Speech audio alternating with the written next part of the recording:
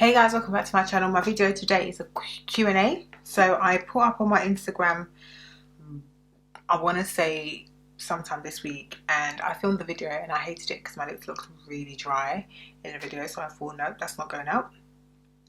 So I kept it for now. So as usual, I'm going to try and keep this as swift as possible. But if I can find the questions, that would be amazing, really. The first question is, where do you come from?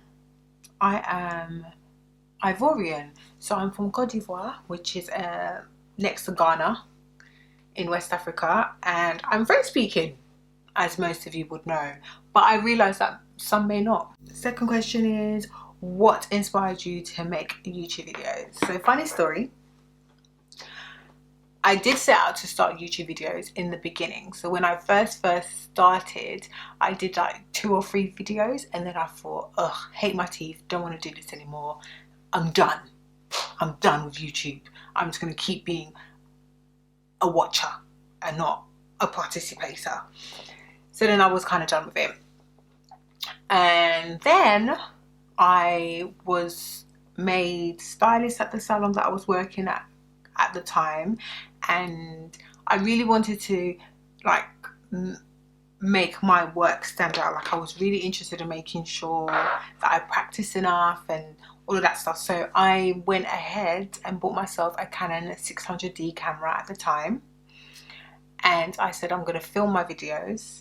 This is how extra I am. So I'm going to film my videos, I'm going to edit them, and I'm going to make them, and I'm going to save them on YouTube so that they're not taking up too much space, because I didn't have like I think like a WD passport sort of external hard drive, and I had really bad luck with it. So I decided to basically save it on YouTube on private.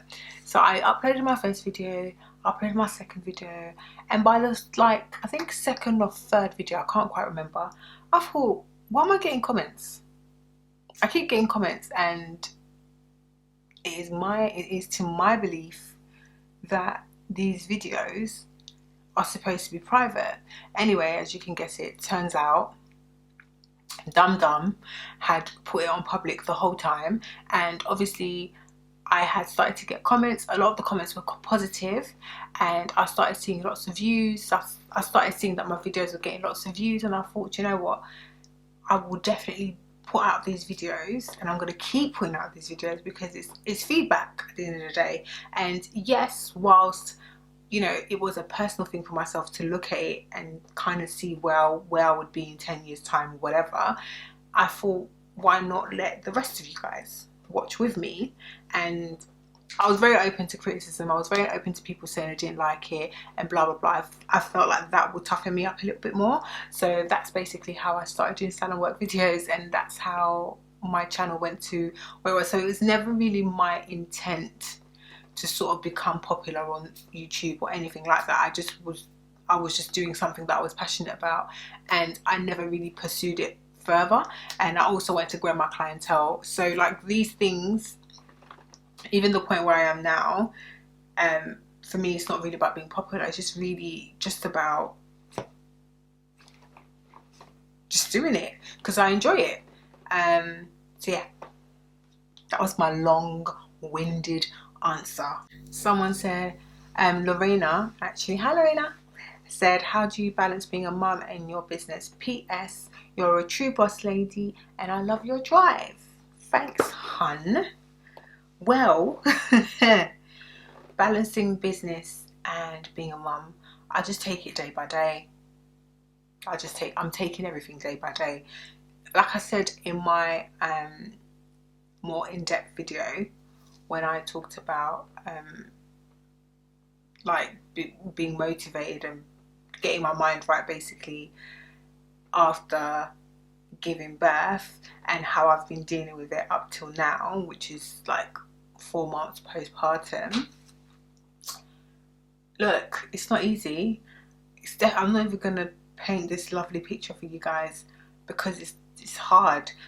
Balancing motherhood, now that he's getting older and he's more active, I'm looking at him like, what's happening here? Like, are the days when you're quiet just gone because he's so active? So I feel like I'm entering a new phase of balancing, if you like. But for me personally, I take it day by day. I really try to not put pressure on myself.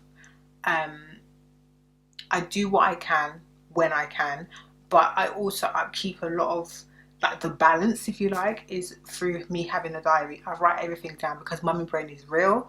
So I write everything down. I have targets for the week which I have to hit. I have and I make sure that I give myself a week because I never really know how it's going to go. Those that are very urgent. Pardon me? Don't be in my business.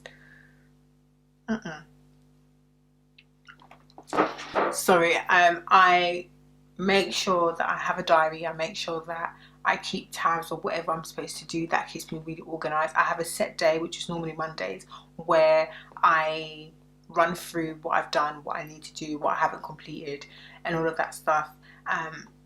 Like I said, I've got quite an easygoing baby. He naps. I get a lot of things done when he's napping, especially when he naps like in the morning. So I make sure that I kind of wake up before he wakes. My own routine. Some days I just stay in bed because I'm tired, but a lot of the time I do a lot of the work with him with me. And if I feel like I have something really like sort of that needs to be done with urgency, then I even hand him over to his dad for a little bit, or I drop him off at my mum's, or my in-laws for the day, just so I can have like a block of time where I can just get things done. So it takes a village. I'm not doing it all by myself.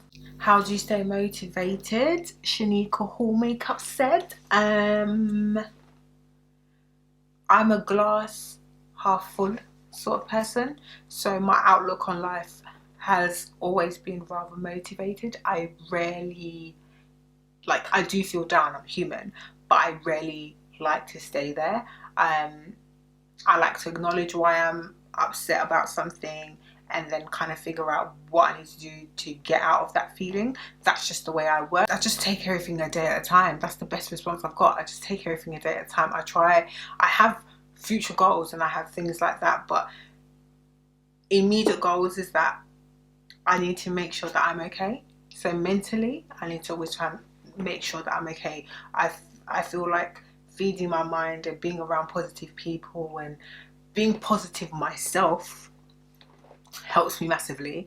I love to laugh, and whenever I feel down I watch Freedom Writers, or what is that film that I love to watch when I'm down, or when I need a bit of a kick up the butt. I love to watch true stories, so like Remember the Titans, things that inspire me, like people that have done incredible things. I love to watch those type of films, and they really uplift me. Talking to my husband, talking to my friends, normally gets me out of that, depending on what it is. Looking at my son, watching him like try to roll, or what is he doing now, like trying to sit up by himself and stay sitting by himself, like things like that really motivate me, because I'm like, I really have to do better for you. But in general, I try to just keep my mind healthy. These are all hair related questions now. So how can I sustain having a healthy, relaxed shortcut? By the way, I love your videos. Thanks, Anya Amma. I have a whole routine on how I do my hair. So I'll leave a link below and you can watch it. And having healthy hair for me is being quite minimalistic, knowing what you put inside your hair, following up with treatments, listening to your hair is very important, and just not overdoing it, like relaxing and stuff like that. Like for me, like I said, I relax every 6 weeks, but if I see that my hair is shedding or anything, then I'll prolong it a little bit longer. For me, a healthy balance is, for my hair type, is between 6 to 7 weeks and a half. After that, my hair will start to shed. because of the regrowth. My hair does grow relatively fast, so once I start getting like maybe like a half an inch to an inch of regrowth, my hair will start feeling a bit tougher and stuff like that, like, which is why I say that for me heat is required for me to wrap my hair, because it just means that it stretches out my roots a bit more. I think that answers that question. Another question is, do you make wigs, and if you do, can you make pixie cut wigs? Because I don't see any. She said show any, but I think see any, and that's from I Am Unique. I do make short pixie cut wigs. It's not something that I publicize because it's not like, I wouldn't say my favorite thing to do, but it's not like there's so many different aspects of hairdressing that I love, and that doesn't always, like, it's not like one of those ones, but I still enjoy doing them. But I actually only do maybe like 1 or 2 in a year, because most of my clients that come to me want their actual haircut, so that's the reason why people don't see it. And whenever I do one for a client, they don't want to be pictured, so I don't really push it, and I don't try to take pictures of it from the back or anything like that. But I love working with natural, if you will, short pixie cuts rather than wigs. And I've seen some amazing wigs, and I've done some lovely wigs. I just don't really showcase them,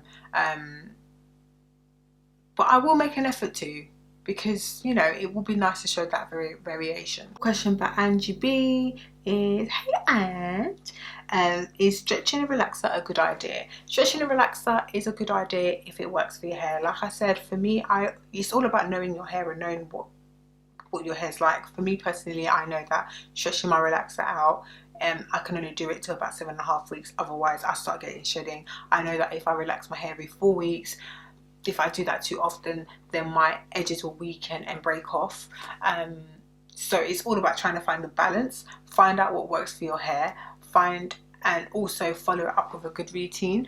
I find that a lot of people, sometimes some people relax their hair too often, or they overlap where they've relaxed their hair, so, or maybe the relaxer is too strong. It could be so many different things, but making sure when you stretch out a relaxer, I normally say to test it out week by week and see how far your hair will go. So rather than, if you're relaxing your hair every 6 weeks, I wouldn't jump to doing it every 10 weeks. I would jump to maybe every 7, and then I would try again for every 8, and then I will try every 9, because once you do that, you'll see how your hair behaves, and you'll know what your best middle ground is and what works for your hair. Another question by Blessed Child Becky is, I have a pixie cut, my hair is flat with not much body, what products can I use to give it life?